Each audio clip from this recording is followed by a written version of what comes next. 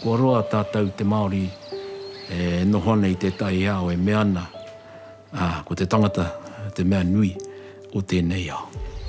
Ngā kōreri koikoi e ngā e tai o ngā rohi. Tēnā pē tika. Engari ko tā mātou e ki nei, kaore. Tirohia ngā tohu. Ko tēnei me te atua matua, he kaupapa whai mātauranga i te tai ao. Well-being is an incidental outcome of understanding Mātauranga Māori or any knowledge from Taiao.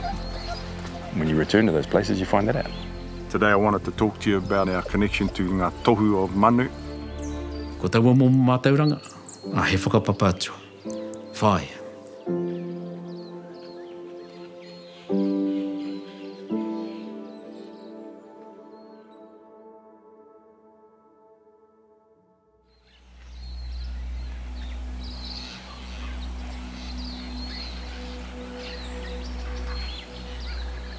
Ka ki ai, ko te atua matua, he kaupapa, he whakaara i ngā mātauranga o te tai ao. Mātauranga Māori tonu, mātauranga whakapapa, mātauranga atua, ka whakaara hi anō, i rā mō mātauranga ka wātu nei e moi ana, e whakamoi ana rāne, e te Māori. Me hoki anō ki te whakaora, i rā mō tūhonunga, ki rā o tātou whanaunga me ki ngā tai ao hoki e noho nei rātou. Hei reira no ka mōhio tātou te tangata, kei ko ne au me taku iti, me iti au. E noho teina nei, noho pōtiki nei, ki te huhua o ngā huatanga, e ora nei tēnei ao, me he toka, he rākau, he ngārara pia, wēnā mea katoa, he hau, ngā whanaungatanga katoa ki rā mō māhuatanga o te ao noho nei tātou, no tua whakarere rāno. What this means is, what is Taiao trying to tell me? What am I supposed to know?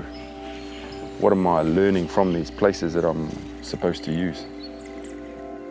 This is probably the hardest area for our people to use again, is because they're frightened of it or don't want to engage in there and they're not sure whether they're allowed. And that's kind of the point, is that you're meant to be in the water, in the bush, wherever, learning what you're supposed to learn and understanding what the intent of it is and how it's meant to be reapplied.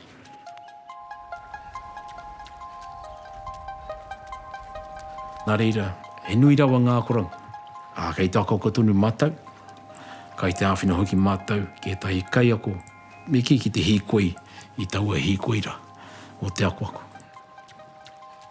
If you try and run out a physical activity program, you better have a high-level rationale for why that has nothing to do with physical activity or health.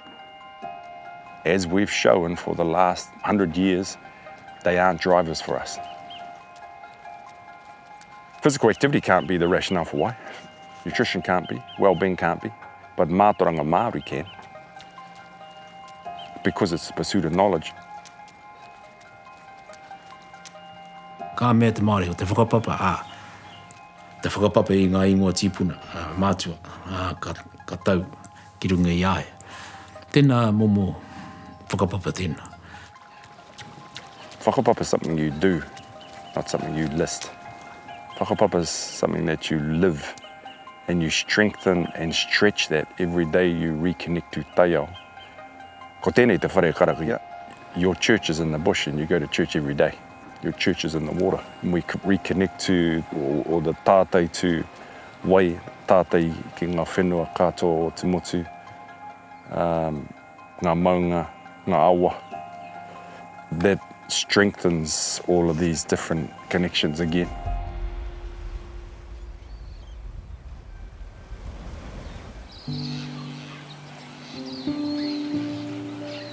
Ko tā mātou mea nei, o te whakapapa, ko te tikanga o te whakapapa, ko te hua o tēnei me te whakapapa, kei roto i ngā whakamoi.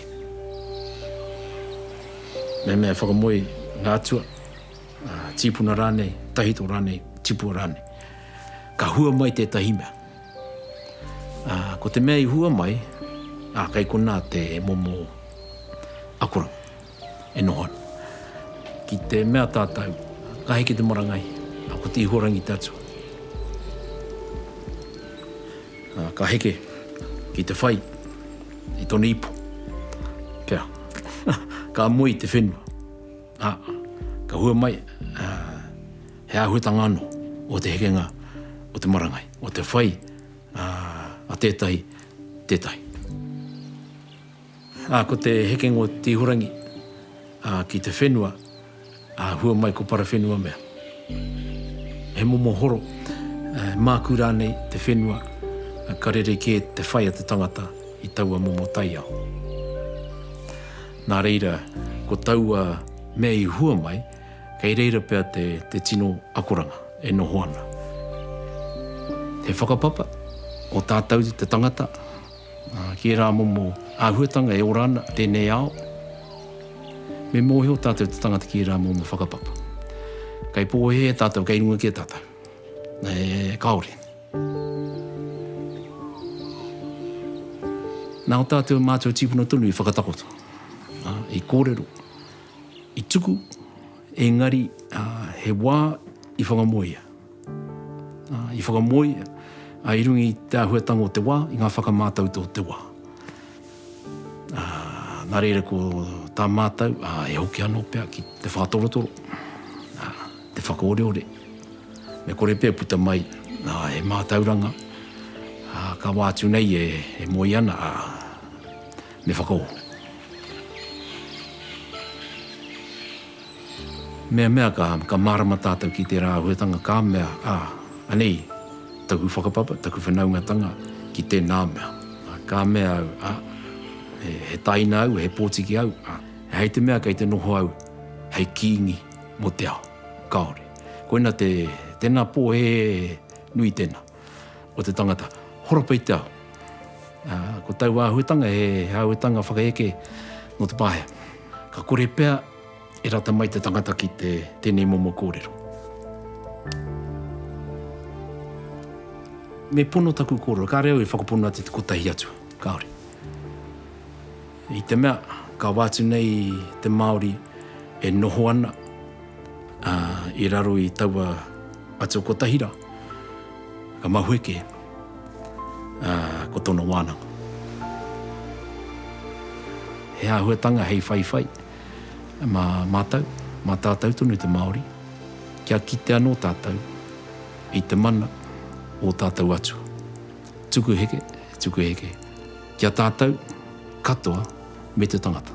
Kei te mea tau kia tātou katoa. Ngā me orana i tēnei ao. Tāuti ki te tangata.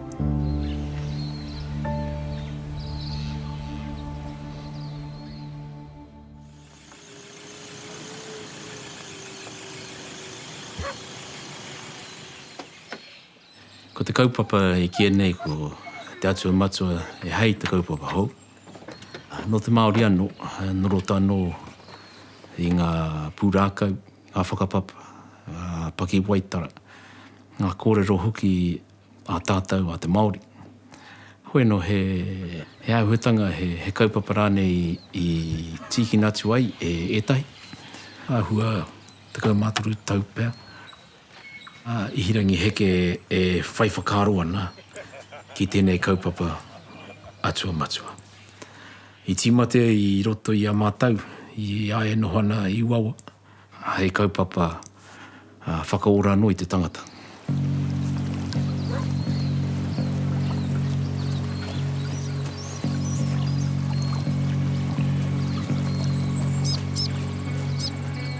Hāu, ko te whakaoranga o te tangata, e hari te tangata. Engari, kei ona momo taiao, te kaupapa e noho ana, nā reira, me pēra rawa te whai a te tangata. I ngā momo taiao i nohi ai o tātou mātua tīpuna, i whāwhātia, i torotoro hia.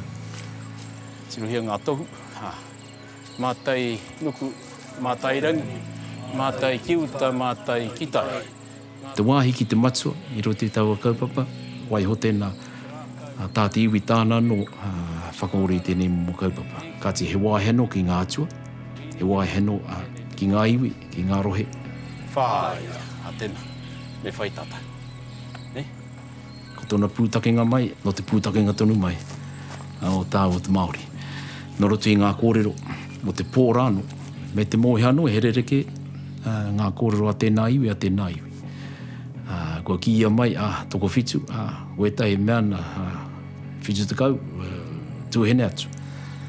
Hoeno, koe rea te nui, koe nā momo kōrero, e hei tiki ake, hei whakawhānui. O tira, hei kaupapa, whakaoreore I te tangata.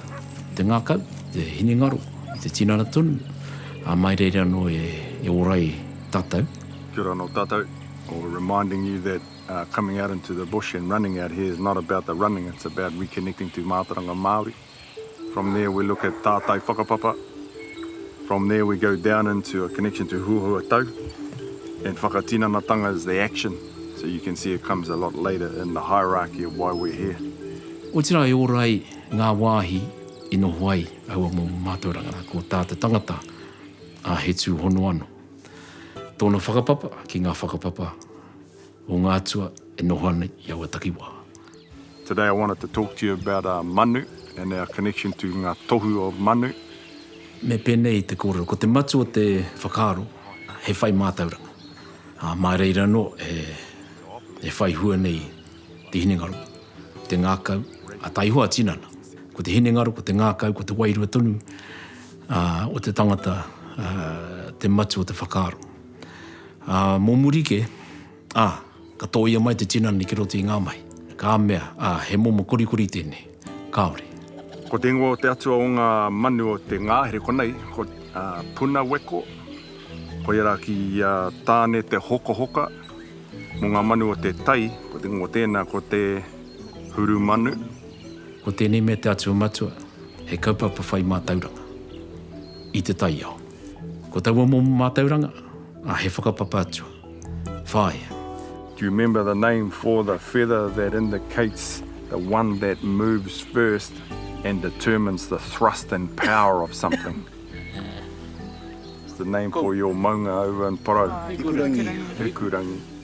Because it's the one that pierces through the air and pierces through the clouds to get moving. So the leading feather on the wing is called the hikurangi. Ka pai? Ko ngā wāhi, kia kitea, aua momo Mātauranga, kei ngā momo tai au, e noho ana aua Mātauranga. Me mea, I ki ake ai au, ko te one, ko te maunga, ko te wai, ko te rangi, ko te ngahere. Wena momo tai au katoa. Nā reira me whai, me mahera whai atu wai, me kite ngā waiwai. E ne momo kōrero. Te kaupapa ke me tai atu. Kaua e noho ki ro akomanga, ki reira kōrero ai, wānanga ai, e ne a huetanga. O tai au I waho atu, I taua momo akomanga.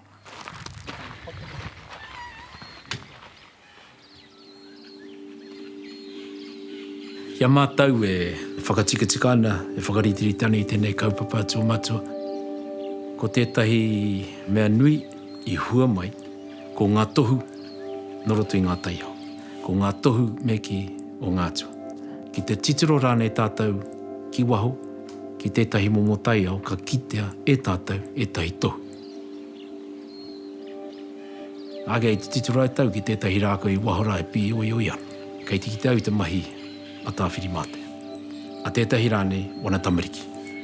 Ka mea au, nā waitaua mahira. Me mea kahana te mahi, a pēra rawa te tohu mai o te rākau, ki aho. E mea ana, he pēnei rawa te kaha o te hau, I tēnei momo teitei, me pēhea. Me puta rānei au ki te mahi, tēnei mahi, kaore rānei. Nā te hau, I tohu mai. Nā te rākau huki, I tohu mai. Nā te rau o te rākau, I tohu mai. Wena mea katoa. Ka huri ke tātou te Māori ki a Jim Hickey rānei. Ngā huarere o te rangi, ki a wai rānei. Ki te me ki te newspaper rānei. Mō ngā tai. Pānui haere rā momo tohu. Ka tino huri tātou ki te whai ngā tohu mo e tahi atu. Mahuike ngā tohu o tātou mātua. In the evenings, it's good.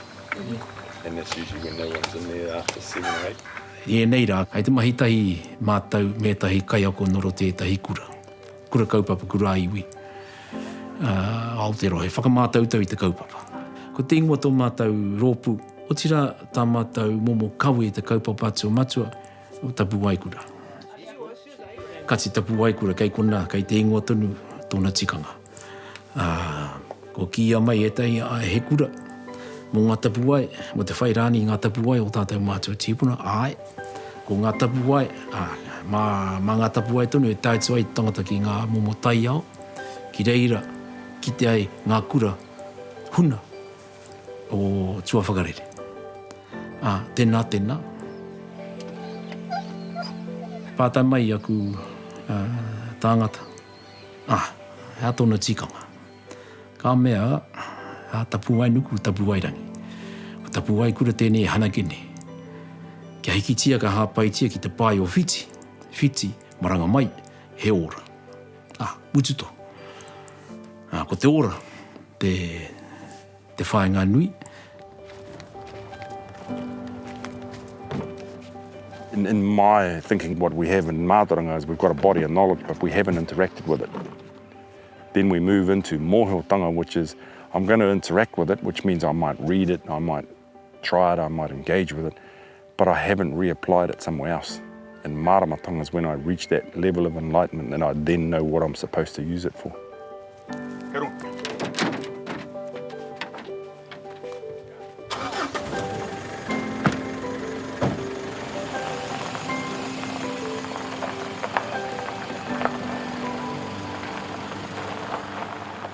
He toru ngā me ki ngā tai ao matua. Ko runga, me ko te whetū, ko te rangi rāne, ko runga. Ko te whenua, me te wai. Koe nā mea e toru, me hāngai o mātou whakaro, ki era e toru, e ngā wari ai, e maramai, ki te kaiako, te whai, te kaupapa, atua matua. O runga, te rangi, ngā whetū, kapua, hau, rā, marama, e rā tua katoa. Okay, so when we turned up here, we were looking as soon as we arrived for the tohu. Knowing what's under the water, knowing how you're going to deal with the things that are happening with wind, getting your tohu from birds, checking out which boats are pointing which way and why they're doing that, and getting all of your tohu before you make your start. Nā reire kā mea mātou, ia mahi, ia wānanga, whai whakaro mātou, hea ngā tohu, kai mua tonu ia mātou. Mātai nuku, mātai rangi, mātai ki uta, mātai ki tai. Ka tiro ki te rangi, i te whenua, ki te wai. Ngā tohu, oera momorohe. Tēnei te tohu ka whakataua, whae.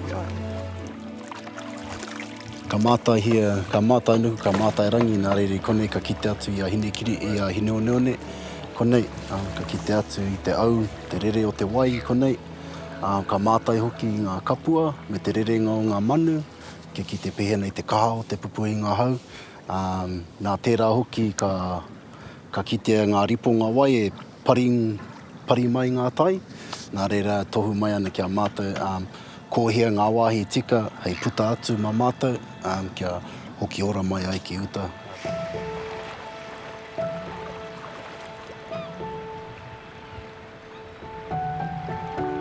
Hea ngā tohu kei te rangona, hea ngā tohu kei te kite. Tāis ki te wai, kei te wai anō ana momotohu. Rāke mātou i raro nei, te kaukau, ka tirohia, te āhua taua wai. Ka ki te orunga, tahata, ngā tahata, ngā mea e rere ana, e tarapeke ana rānei, ka rangona anō, te āhua tuai. Kei po he tātou ko tangaroa te atua ngā mea katoa o te wai kaore. Kei mahue, ia tātou te kōrero mō kaukau, mō mauhi, mō kiwa, mō hine moana, mō nere hutai, ara tono. Kei tēnā takiwā mea he iwi Noho taha moana, ka nui ki atu ngā kōrero mō ngā atua o te waitai. Mehemea iwi, noho whenua, tua whenua, herere ke ngā atua, he nui ngā kōrero mō ngā atua o te wai Māori, i roti i te ngahi.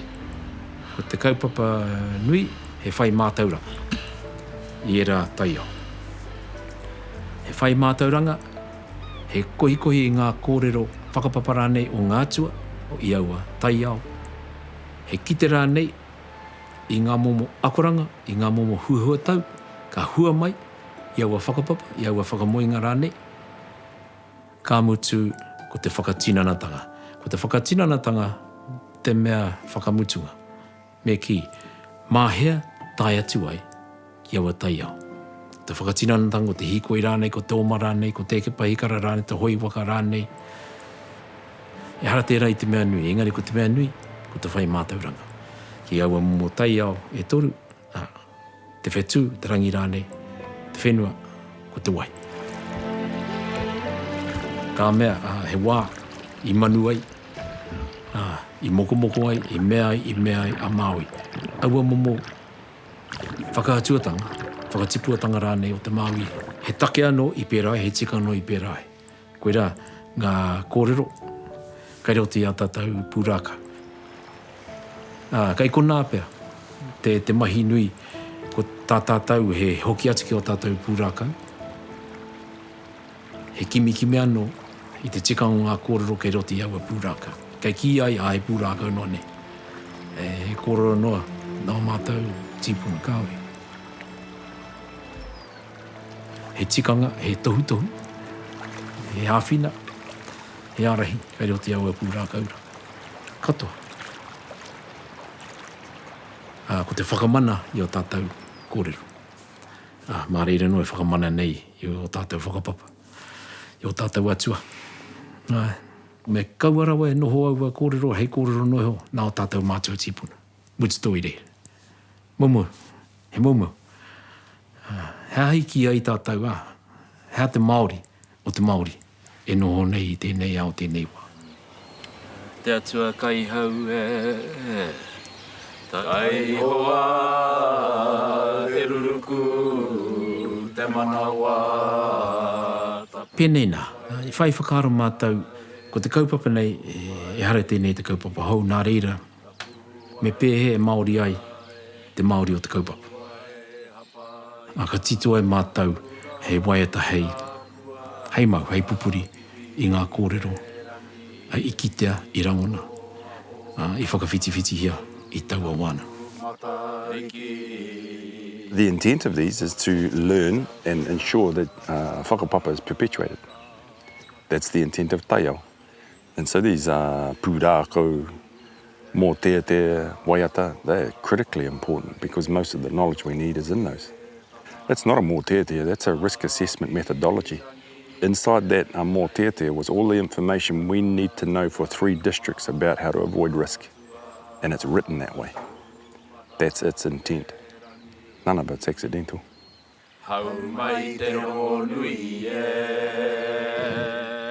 Kasi kua tātou whakahaere o mua, he Māori tonu, kua tātou whakahaere, ai. Kasi heaha te ahua whakahaere. Kei roto tonu i a tātou kōrero, i a tātou krakia, i a tātou waiata, mō te haka. Tikanga, wā tātou whakahaere, katoa. Kia kore ai te tangata e pōhe e moi ngā whatu kata i ka krakia. E kawe e moi ngā whatu. Me hāngai. Ki ngā mahi o te wā, ki ngā whakamātautau, kei mui a koe, ki ngā whakatika, ki ngā whakariterite, e pai ai tō torotoro i te taiao. E pai ai tō tiaki i tangata ke, e pai ai tō tiaki i whakapapake. Hei tomu here ngā o te waka tai rui, tangi te koro whiti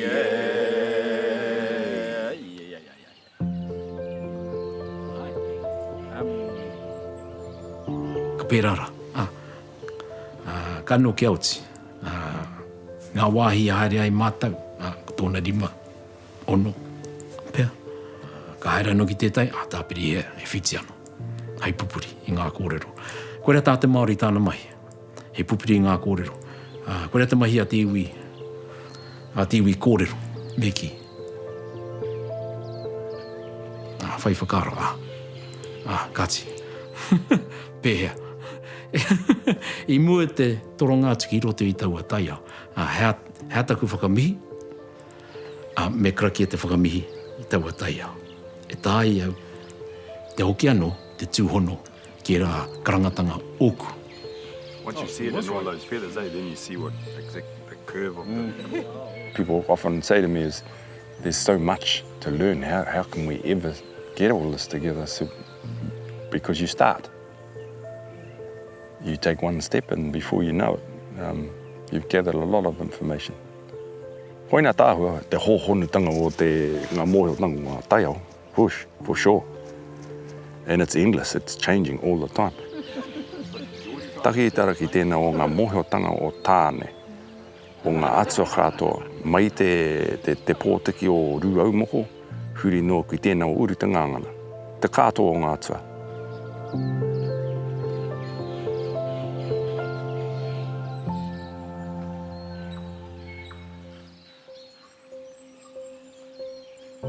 Ka hoki anō, ki wā tātou kōrero, nā kōrero ata Māori e meana.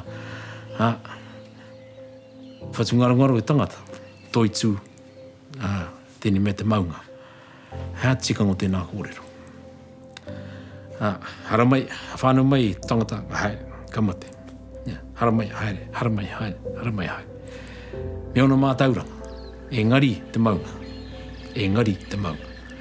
Tūtoni, me ona momo mātauranga. Nā reira, koina tētahi take nui, e piki nei mātau e tahi maunga. Kia rongai mātau i ngā mātauranga ke reira, ngā mātauranga tahito ke reira e toko tuana. Kia mōheai mātau ki tō mātau iti, kia mōheai mātau ki te mana o tēnā momo taia. Ko te maunga tēnā, o te toka, o te aua, rākau, tēnā momo mātauranga tēnā. E hoki anō ki taku i ki nei. Me moe o te tangata ki ona karangatanga huhua o te ao, o ngā momo tai ao, ona whakapapa, ona whanaungatanga. Kai pō he hetia, he mea nui tātou te tangata.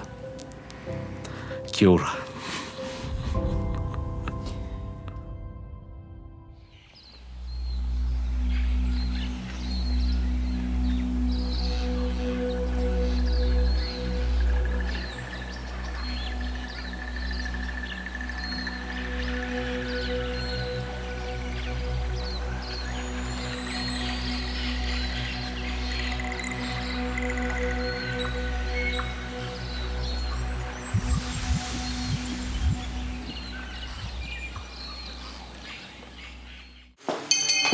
Vani Winnikarei, we present to you this stole in recognition of the ministry journey you have undertaken to be a good shepherd and to serve in the world. Ake atu te kōrero o taku matua. Tana homaitanga te tūranga mini te mōku. E tamo, ko tahi anō taku kōrero ki a koe. Never ever get on the wrong side of the people.